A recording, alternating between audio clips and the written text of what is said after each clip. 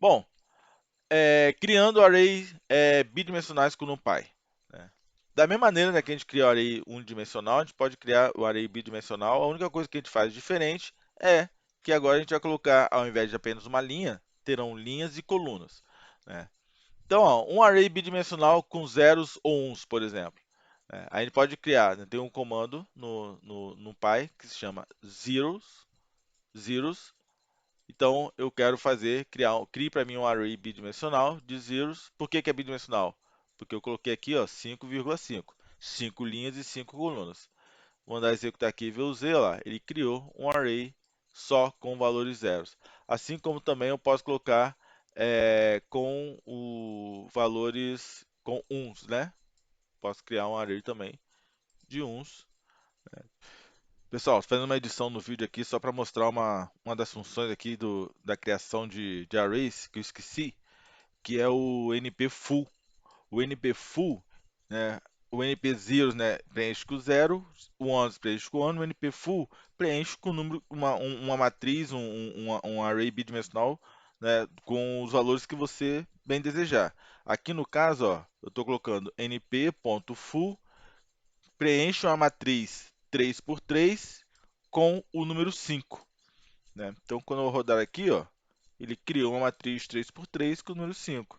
Ah, preencha a matriz 5 por 5 com o número 8, por exemplo, né? Ele vai criar uma matriz desse formato aqui que eu escolhi, ok?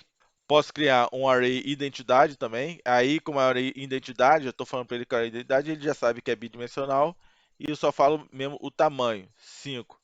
Então, array identidade é aquele array de zero, onde a sua coluna, a sua diagonal principal é de uns, né? Então, isso aqui é um array, então por isso que eu só falo só o tamanho do array, ok?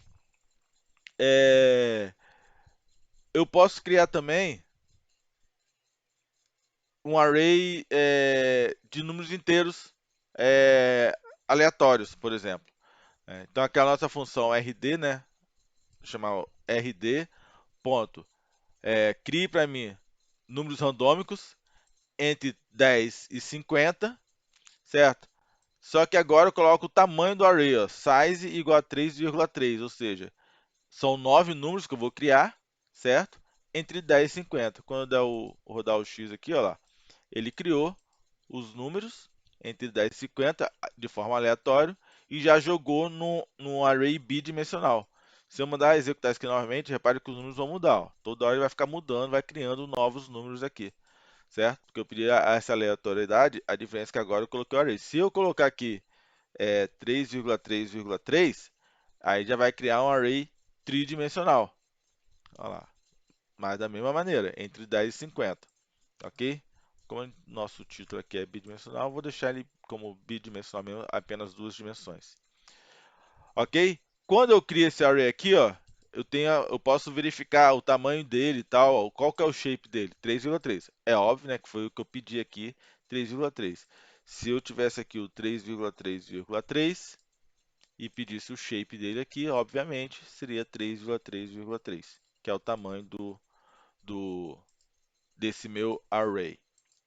É, e o número de dimensões, quantas dimensões eu tenho? Aqui eu tenho duas dimensões, né? Então quando eu mando rodar aqui, ó, ele vai falar, vai mostrar para mim, né, que essa array tem duas dimensões e qual que é o tamanho dele em quantidade de células, né?